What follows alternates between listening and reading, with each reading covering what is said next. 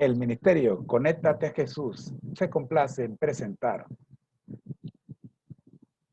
de la serie El deseado de toda la gente, el seminario,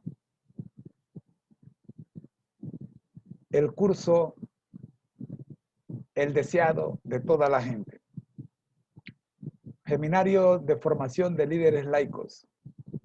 En esta ocasión nos corresponde el capítulo número 20. Si no viereis señales y prodigios. Este capítulo está basado en el libro de Juan, capítulo 4, versículos del 43 al 54. Oremos. Gracias te damos, Señor, por permitirnos ser parte de este ministerio. Oramos, buen Dios, para que toda aquella persona que vea este proyecto pueda, Señor, aprender un poco más de usted. Oramos en el nombre de Jesús. Amén. Muy bien, mis queridos hermanos, vamos de una vez a escuchar el audio proporcionado por el Ministerio Lecturas de Esperanza. Escuchemos.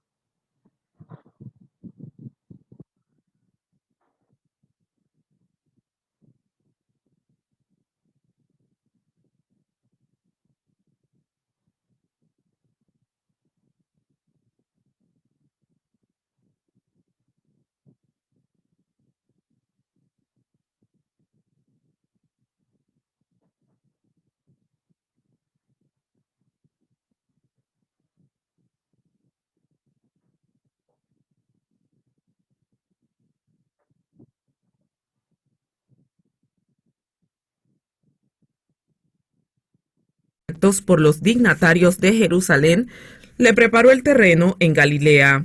Entre el pueblo eran muchos los que lamentaban los abusos cometidos en el templo y la codicia y arrogancia de los sacerdotes. Esperaban que ese hombre que había ahuyentado a los gobernantes fuese el libertador que anhelaban. Ahora llegaban noticias que parecían confirmar sus expectativas más halagüeñas. Se decía que el profeta se había declarado el Mesías. Pero el pueblo de Nazaret no creía en él. Por esta razón Jesús no visitó a Nazaret mientras iba a Caná.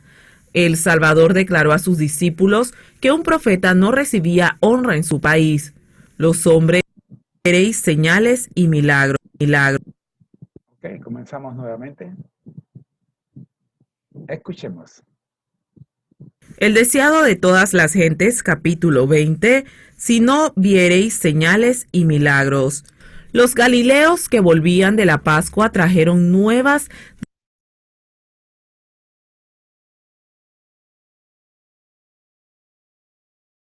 El deseado de todas las gentes, capítulo 20, si no viereis señales y milagros. Los galileos que volvían de la Pascua trajeron nuevas de las obras admirables de Jesús. El juicio expresado acerca de sus actos por los dignatarios de Jerusalén le preparó el terreno en Galilea. Entre el pueblo eran muchos los que lamentaban los abusos cometidos en el templo y la codicia y arrogancia de los sacerdotes. Esperaban que ese hombre que había ahuyentado a los gobernantes fuese el libertador que anhelaban. Ahora llegaban noticias que parecían confirmar sus expectativas más halagüeñas. Se decía que el profeta se había declarado el Mesías. Pero el pueblo de Nazaret no creía en él. Por esta razón Jesús no visitó a Nazaret mientras iba a Caná. El Salvador declaró a sus discípulos que un profeta no recibía honra en su país. Los hombres estiman el carácter por lo que ellos mismos son capaces de apreciar.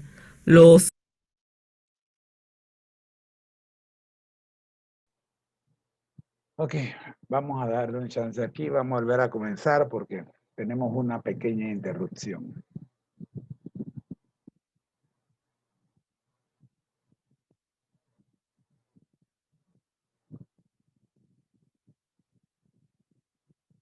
Es capítulo 20, si no viereis milagros. Los galileos que volvían de la Pascua trajeron nuevas de las obras admirables de Jesús. El juicio expresado acerca de sus actos por los dignatarios de Jerusalén le preparó el terreno en Galilea. Entre el pueblo eran muchos los que lamentaban los abusos cometidos en el templo y la codicia y arrogancia de los sacerdotes. Esperaban que ese hombre que había ahuyentado a los gobernantes fuese el libertador que anhelaban. Ahora llegaban noticias que parecían confirmar sus expectativas más halagüeñas.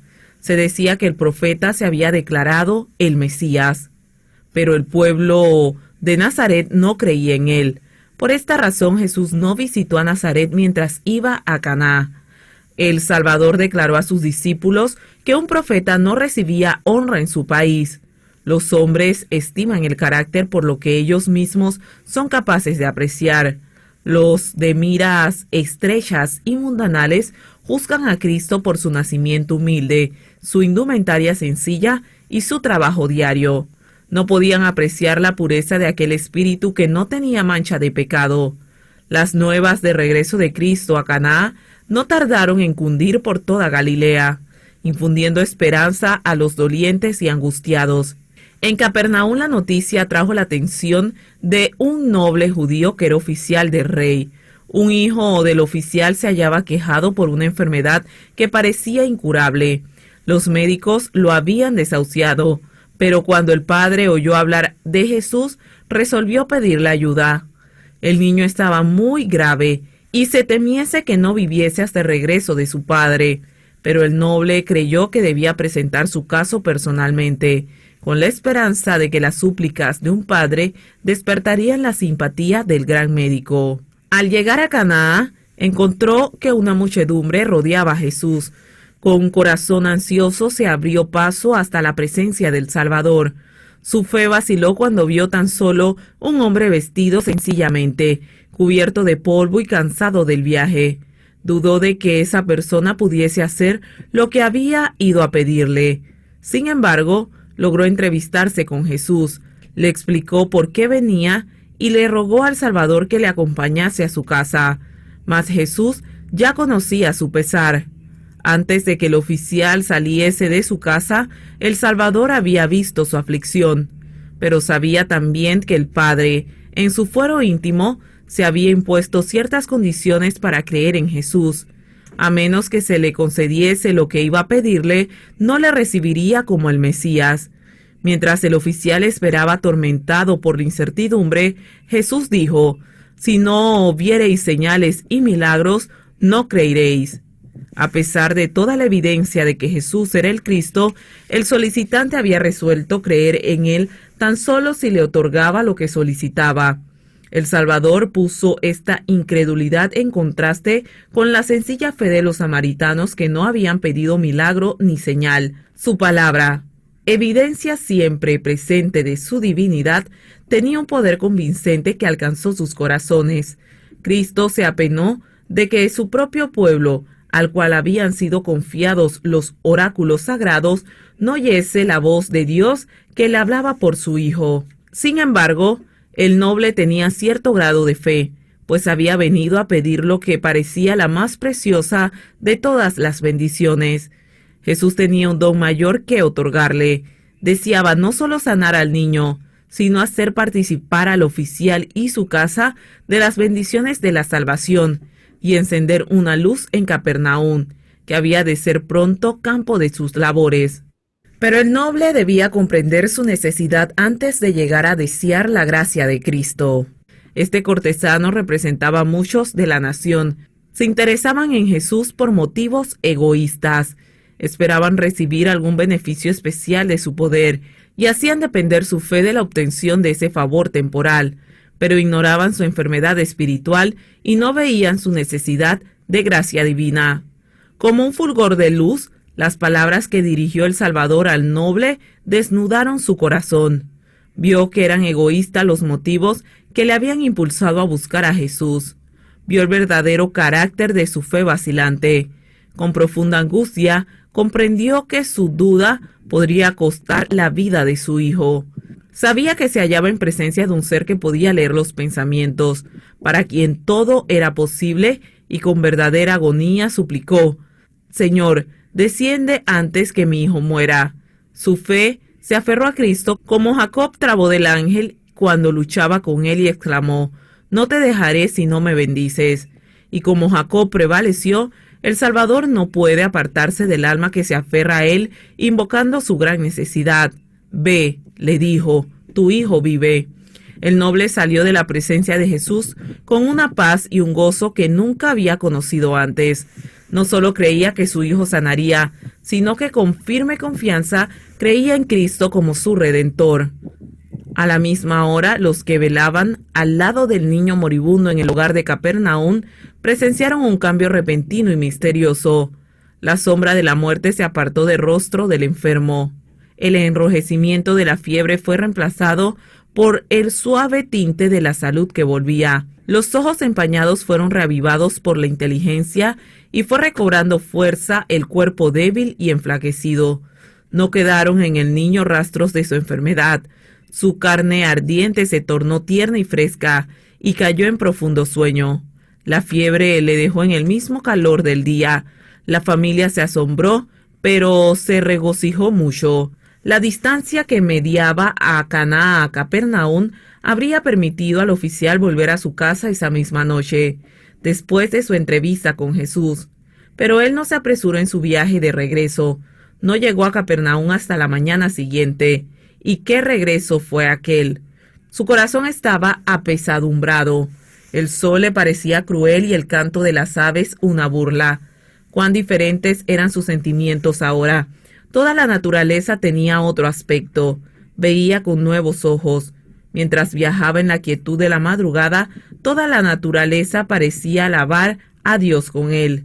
Mientras estaba aún lejos de su morada, sus siervos le salieron al encuentro, ansiosos de aliviar la angustia que seguramente debía sentir. Mas no manifestó sorpresa por la noticia que le traían, sino que con interés cuya profundidad ellos no podían conocer, les preguntó a qué hora había empezado a mejorar el niño. Ellos contestaron, ayer a las 7 le dejó la fiebre. En el instante en que la fe del padre había aceptado el acerto, tu hijo vive, el amor divino había tocado al niño moribundo.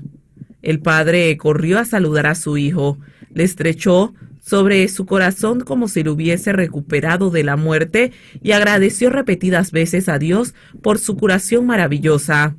El noble deseaba conocer más de Cristo y al oír más tarde sus enseñanzas, él y toda su familia llegaron a ser discípulos suyos. Su aflicción fue santificada para la conversión de toda su familia.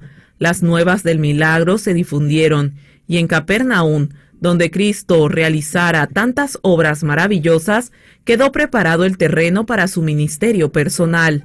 El que bendijo al noble en Capernaum siente hoy tantos deseos de bendecirnos a nosotros, pero como el Padre afligido, somos con frecuencia inducidos a buscar a Jesús por el deseo de algún beneficio terrenal, y hacemos depender nuestra confianza en su amor de que nos sea otorgado el pedido. El Salvador anhela darnos una bendición mayor que la que solicitamos y dilata la respuesta a nuestra petición a fin de poder mostrarnos el mal que hay en nuestro corazón y nuestra profunda necesidad de su gracia. Desea que renunciemos al egoísmo que nos induce a buscarle.